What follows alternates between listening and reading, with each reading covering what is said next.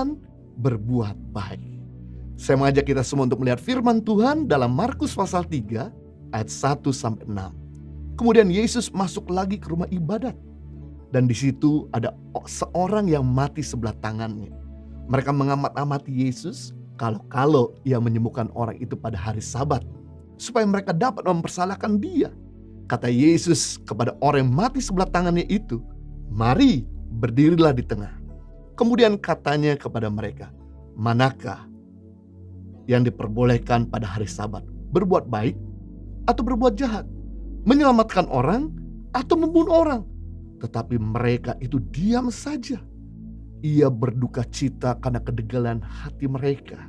Dan dengan marah ia memandang sekelilingnya kepada mereka. Lalu ia berkata kepada orang itu, "Ulurkanlah tanganmu." Dan ia mengulurkannya, maka sembuhlah tangannya itu. Lalu keluarlah orang-orang Farisi dan segera bersekongkol dengan orang-orang Herodian untuk membunuh dia. Saudara kekasih dalam Tuhan, seringkali kita dengar, kalau kita berbuat baik, pasti kita akan menerima kebaikan. Atau kalau kita berbuat baik kepada orang lain, maka orang lain akan berbuat baik juga kepada kita. Saya sebagai hamba Tuhan mau ingatkan bahwa bila kita berbuat baik, tidak selamanya orang akan membalas perbuatan baik juga kepada kita. Hal ini yang seringkali membuat orang jadi lemah, putus asa, tidak berdaya, kecewa. Karena saya telah berbuat baik, kenapa orang masih mengkritik? Saya udah berbuat baik, kenapa saya masih dikhianati? Saya sudah melakukan segala-galanya yang bagus, kenapa saya masih dijahatin orang? Nah, hari ini kita akan belajar tentang kekuatan berbuat baik atau ilmu berbuat baik. Yang pertama, kekuatan berbuat baik dalam mengerjakan yang baik sekalipun. Kadang-kala kita harus melewati banyak kritikan. Yang pertama, ilmu berbuat baik dalam mengerjakan kebaikan. Kadang-kala kita sadar akan melewati banyak kritikan. Mungkin kita sudah melayani Tuhan dan berkorban bagi banyak orang, masih juga dikritik. Hal ini yang seringkali membuat kita marah, kecewa, dan seringkali berteriak kepada Tuhan. Saya gak mampu lagi menghadapi semua ini. Jadi saya ingatkan sekali lagi sebagai hamba Tuhan, perbuatan baik bukanlah jasa, tapi panggilan bagi setiap orang percaya. Matius pasal 5 ayat 16. Demikian hendaknya terangmu bercahaya di depan orang, supaya mereka melihat perbuatanmu yang baik dan memuliakan Bapa di surga.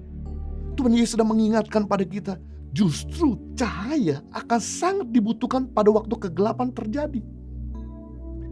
Cahaya akan sangat dibutuhkan pada waktu terjadi kegelapan. Cahaya kurang berarti banyak ketika dalam keadaan terang. Tapi cahaya akan sangat berarti ketika di tengah-tengah kegelapan. Jadi jangan redupkan kebaikanmu. Jangan tawar hati untuk berbuat baik. Jangan kecewa untuk berbuat kasih. Rajinlah untuk berbuat baik. Maka mereka akan lihat perbuatan kita. Mereka akan lihat Yesus dalam diri kita dan memuliakan Bapa di surga. Justru ketika kita gak berbuat baik, maka iman kita diragukan. Karena iman tanpa perbuatan pada hakikatnya mati. Orang yang hatinya baik, maka buah dan perbuatannya baik. Orang yang hati jahat, maka buah dan perbuatannya jahat. Jadi gak mungkin orang yang hati baik gak buat sesuatu. Jadi gak mungkin orang yang hati baik dia berhenti berbuat baik ketika orang mengkritiknya. Nah, Yesus yang tujuan datang ke muka bumi ini untuk menyelamatkan, berbuat baik, menyembuhkan, membebaskan orang dari berbagai macam kuasa gelapan dan sakit penyakit. Masih saja orang-orang Farisi mengkritiknya. Lalu siapakah kita yang ingin mendapatkan pengecualian untuk tidak dikritik sama orang lain? Yesus saja dikritik, pasti kemungkinan besar kita akan mengalami kritikan. Memang kadang-kadang kita bingung dengan orang yang sudah tidak buat baik sama orang susah, masih saja sinis dan mengkritik kepada orang yang buat baik kepada orang susah. Itulah hati manusia. Harusnya kalau sudah gak bisa berbuat baik, jangan bikin susah orang. Jadi saya ingat satu pepatah, kita gak bisa menghalangi burung terbang di atas kepala kita. Tapi kita bisa mencegah agar burung jangan bersarang di kepala kita. Artinya kita gak bisa mencegah orang ngomongin kita, hina kita, jahatin kita. Itu haknya. Tapi kita bisa mencegah agar jangan pahit bersarang di hati kita. Kalau kita mengizinkan burung bersarang di kepala kita, betapa mengenasnya kita, betapa bodohnya kita. Sama hal kalau kita mengizinkan sakit hati itu bersarang di hati kita, betapa bodohnya kita, betapa ruginya kita. Kita belajar dari Yesus. Perbuatan baik bukanlah jasa, tapi panggilan setiap pengikut Kristus. Bicara panggilan, mau terima pujian, tidak terima pujian, kita akan tetap berbuat baik. Bicara panggilan, mau dikritik, tidak dikritik, kita akan tetap berbuat baik. Bicara panggilan, mau dibayar, tidak mau dibayar, kita tetap akan berbuat baik. Berbuat baik itu bukan jasa, tapi panggilan setiap kita. Jadi kalau kita masih kecewa dan sakit hati ketika kita berbuat baik, menunjukkan bahwa perbuatan baik kita bukan menjadi gaya kehidupan, masih sekedar jasa. Jika Yesus kecewa dan sakit hati ketika dikritik sama orang-orang Farisi pada waktu Yesus berbuat baik, maka tidak akan banyak orang yang disembuhkan oleh Yesus. Tidak banyak orang yang dibebaskan dari kuasa kegelapan. Dan yang terutama, Yesus tidak mungkin akan menyelamatkan kita. Semua manusia di muka bumi ini akan binasa. Tapi justru karena Yesus tidak sakit hati, maka banyak orang yang diselamatkan. Banyak orang yang dibebaskan. Banyak orang yang disembuhkan. Termasuk kami. Jika saya dan istri sakit hati dan kecewa terhadap kritikan banyak orang pada saat kami berbuat baik bagi bangsa Indonesia di tahun 2006, kami meninggalkan rasa aman kami, nyaman kami di Australia, dan kami dedikasikan, saya bersama istri dan keluarga kami, untuk tinggal di Indonesia dan berbuat sesuatu bagi Indonesia. Dan sejak tahun 2006, begitu banyak kritikan dan ngomongan, buka yayasan, pengen cari dana, buka yayasan, pengen cari nama dan sebagainya. Kalau saya sakit hati sama istri sejak tahun 2006, maka tidak mungkin ada yayasan Tangan Pengharapan sampai hari ini. Tidak ada 5.000 anak yang ditolong di pedalaman Indonesia dalam pendidikan dan makan bergizi. Bahkan juga tidak ada pelayanan peduli sesama yang sampai hari ini sudah menolong hampir 1 tahun, 51 minggu. Minggu depan persis 1 tahun kita menolong orang-orang korban bencana alam dan juga buat mereka yang rentan ekonomi pada masa pandemi COVID-19. Untuk berbuat baik dibutuhkan orang yang punya mental juara dalam menghadapi mulut orang yang sembarangan. Sebenarnya kalau kita mau analisa, tidak ada orang miskin di Indonesia. Tidak ada orang susah di Indonesia. Tidak ada orang berduka di dunia ini jika semua orang baik memiliki mental baja seperti Yesus. Kenapa di surga tidak ada orang susah? Kenapa di surga tidak ada orang menangis? Karena semua orang di surga berbuat baik. Itu sebabnya dibutuhkan orang-orang yang memiliki mental baja dalam berbuat baik. Mari lanjutkan dan marilah kita bertumbuh untuk terus berbuat baik. Menjadikan perbuatan baik itu bukan jasa, tapi gaya kehidupan kita. Sehingga kita bisa bebas dari segala sakit hati dan anugerah Tuhan semakin dicurahkan dalam kehidupan kita. Kita belajar yang kedua, ilmu tentang berbuat baik atau kekuatan berbuat baik. Mengerjakan hal yang baik harus dimulai dari hati. Sekali lagi, perbuatan baik itu bukan jasa, tapi tugas dan panggilan setiap orang percaya. Kalau Anda berbuat baik lalu menuntut, itu bukannya kasih tapi nafsu. Karena sifat kasih selalu membagi, sedangkan sifat nafsu selalu menuntut dan sukar berbuat baik. Kalau orang berbuat baik dari hati, dia gak pakai lagi kalkulasi pikirannya, hitung-hitungan, tapi dia akan melakukan segala sesuatu yang terbaik buat orang lain. Saya bersama istri ketika kembali ke Indonesia, terus terang kami lulusan teologi. Kami bukan lulusan community development. Kami gak punya latar belakang tentang community development. Tapi ketika kami mengerjakan semuanya di Indonesia, 5 tahun kemudian Ada rekan kami lulusan S2 Community Development di negeri Belanda. Dia datang untuk mengunjungi Indonesia dan mensurvei tentang apa yang kami lakukan bagi negara Indonesia. Di pedalaman NTT, di Papua, di Maluku, di Kalimantan Barat, di pedalaman Nia Selatan, di Mentawai, Pulau Siberut. Dan ternyata dia kaget sekali dan berkata, wow, apa yang kamu kerjakan Pak Jojo dan Ibu Heni persis dengan saya belajar selama 2 tahun Master Community Development di negeri Belanda.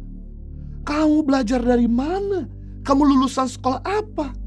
Kami katakan bahwa kami cuma lulusan teologi ya. Kami gak lulusan Community Development.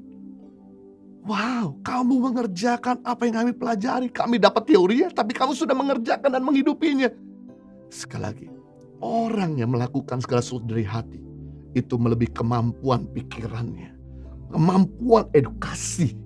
Luar biasa. Yesus berkorban, memberikan dirinya agar kebutuhan orang tercapai.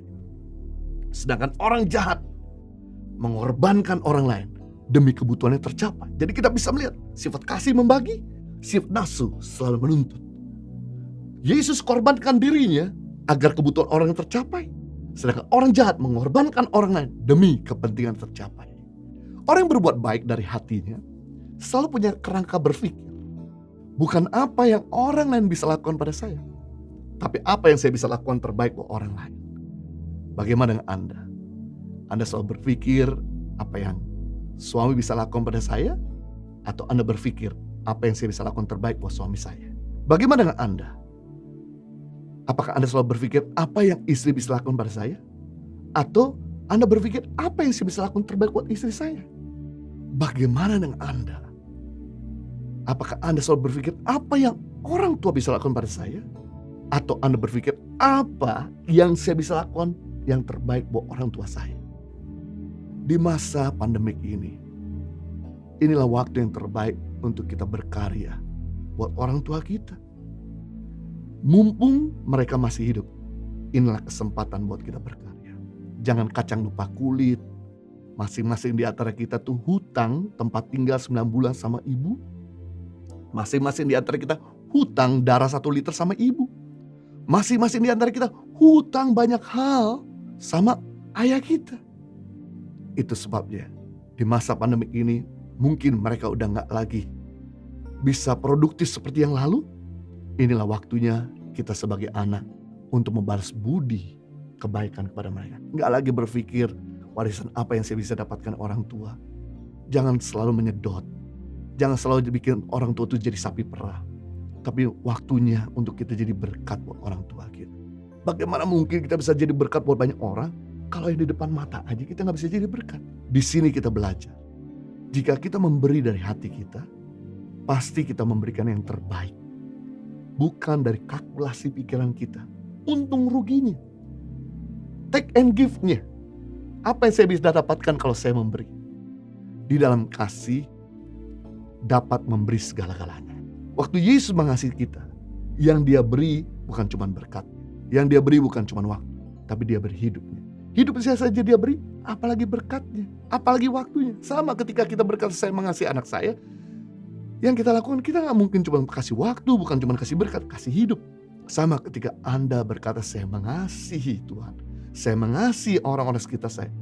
Yang kita lakukan kita bukan cuma beri berkat, bukan cuma beri waktu, tapi beri hidup kita. Dalam kasih dapat memberi segala-galanya. Saya teringat dalam Lukas pasal 10 ayat 27-37 diceritakan tentang ada seorang Yahudi yang turun dari Yerusalem menuju kota Yeriko. Dan dalam perjalanan menuju kota Yeriko, dia dihadang penyamun, penjahat, perampok, dipukulinya. Orang Yahudi ini sampai terkapar, berdarah-darah. Dan kemudian dikatakan oleh firman Tuhan, datanglah seorang imam, seorang yang biasa menyampaikan firman Tuhan, mendalami firman Tuhan, mengajarkan firman Tuhan. Ketika lihat orang sekarat ini, dia pura-pura gak lihat. Dia lewat dari jalur yang berbeda. Dan kemudian dikatakan Yesus, datanglah seorang Lewi. Seorang Lewi, seorang Kristen sejak lahir.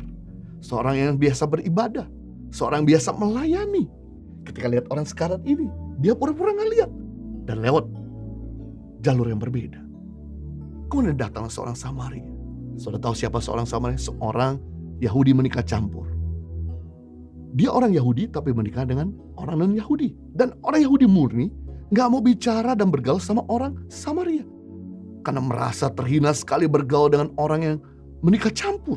Sebetulnya orang Samaria ini bisa sakit hati. Aku tuh darah daging Yahudi, tapi kau gak mau ajak aku bicara. Kau gak pernah mau ajak aku bergaul.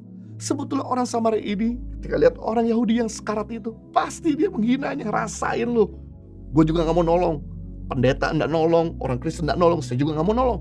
Tapi yang menarik, orang Samaria ini dia berbuat baik dari hati.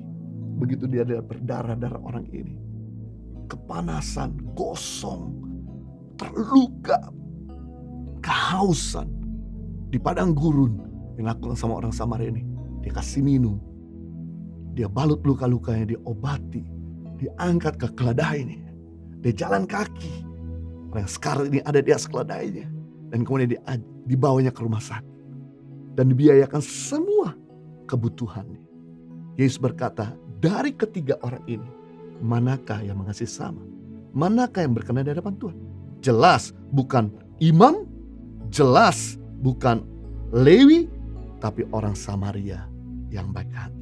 Kita bisa melihat dari hatinya, dia korbankan waktunya. Dari hati yang mengasihi orang Yahudi ini, dia korbankan uangnya. Dari hatinya dia korbankan tenaganya. Biasa orang kalau keluarkan uang gak mau keluarkan waktu dan tenaga karena sibuk. Biasa orang kalau keluarkan tenaga gak mungkin keluarkan uang karena gak punya duit, makanya dia volunteer. Tapi ini dia lakukan, korbankan waktunya, tenaganya, dan hartanya, membuktikan bahwa dia mengasihi dari hatinya. Kita belajar yang ketiga, kekuatan berbuat baik atau ilmu berbuat baik. Perbuatan baik harus dilepaskan di dalam pengurapan atau kuasa Tuhan. Kita belajar jangan cuma berbuat baik saja, tapi kita perlu mengandalkan kemampuan dan kuasa Tuhan. Karena kita manusia yang memiliki keterbatasan secara finansial, secara energi, secara waktu, secara hikmat. Tapi orang yang perlu dibantu begitu banyak. Kita bisa stres karena begitu banyak orang yang perlu kita tolong. Tapi kita memiliki begitu keterbatasan. Yang kita perlu lakukan adalah kita perlu memakai kuasa Tuhan. Pengurapan Tuhan dalam berbuat baik. Makanya Yesus dalam Kisah Para Rasul dikatakan bahwa Yesus berjalan keliling sambil berbuat baik. Karena dia diurapi Tuhan. Dengan demikian Allah menyertai dia. Amazing dan luar biasa. Ada begitu banyak, saya mau katakan, penyakit yang tidak bisa diselesaikan secara medis. Butuh kuasa Tuhan. Waktu Yesus menyembuhkan orang yang mati sebelah tangan. Waktu Yesus menyembuhkan orang kusta. Waktu Yesus menyembuhkan wanita yang 12 tahun pendarahan. Waktu Yesus membangkitkan Lazarus yang mati setelah 4 hari. Yang Yesus lakukan, dia bukan cuma berbuat baik secara medis, tapi dia lakukan lewat kuasa Tuhan. Sehingga yang tangannya mati bisa kembali hidup. Orang kusta bisa tahir. Wanita yang pendarahan selama 12 tahun bisa sembuh. Dan Lazarus yang mati bisa bangkit. Kalau kita cuma mengandalkan uang kita, tenaga kita, sampai kapan orang itu bisa bebas? Petrus dan Yohanes memiliki terbatas dalam keuangan. Ketika masuk dalam bait Allah, dia dicegat sama orang yang lumpuh sejak lahir. Dan kemudian Petrus dan Yohanes berkata, emas dan perak tidak ada padaku, tapi apa yang aku punya itu kuasa Tuhan, bangkit dan berjalan. Saat itu juga orang yang gak pernah berjalan, orang yang lumpuh sejak lahir, berdiri. Dan sejak saat itu dia berhenti minta-minta. Dia berhenti ngemis, berhenti jadi miskin. Kita perlu mengandalkan kuasa Tuhan agar membuat orang berhenti jadi miskin, berhenti jadi bodoh, berhenti atau mengeluarkan orang dari keterpurukan. Saya mau beritahu, ada begitu banyak persoalan yang tidak bisa diselesaikan secara hikmat manusia. Butuh kuasa Tuhan, butuh hikmat Tuhan. Ketika Yesus melihat 5.000 orang kelaparan di depan matanya, dan hari sudah sore, semua rumah makan tutup, dan keuangan yang ada di kas Yesus juga terbatas. Sedangkan yang ada di tangan cuma 5 roti dan 2 ekor ikan. Yang Yesus lakukan, hatinya dia ingin menolong. Tapi begitu banyak keterbatasan di tangannya. Yang dilakukan, dia menghadap ke atas mengucap syukur. Dan kemudian memakai kuasa Tuhan. Dan kemudian dia menyuir-nyuir roti dan ikan. 5.000 orang kenyang dan sisa 12 bangku.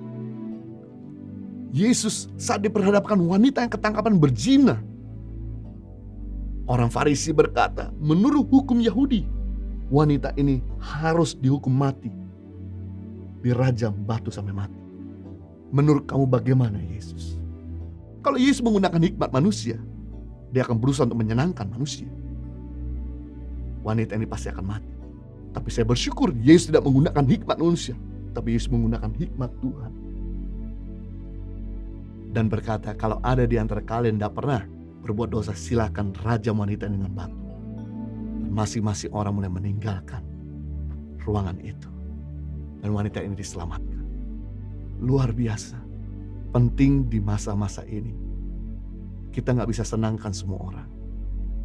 Yang kita perlu lakukan tetap berbuat baik, tapi mengandalkan hikmat Tuhan dan kuasa Tuhan.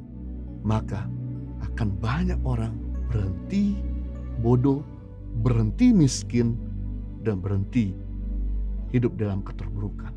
Jadi kita belajar hari ini kekuatan berbuat baik yang pertama, dalam mengerjakan hal yang baik, kadangkala kita sadar melewati banyak kritik. Yang kedua, kekuatan berbuat baik, mengerjakan yang baik dimulai dari hati. Dan yang ketiga, perbuatan baik harus dilepaskan dalam pengurapan dan kuasa Tuhan. Tuhan Yesus memberkati.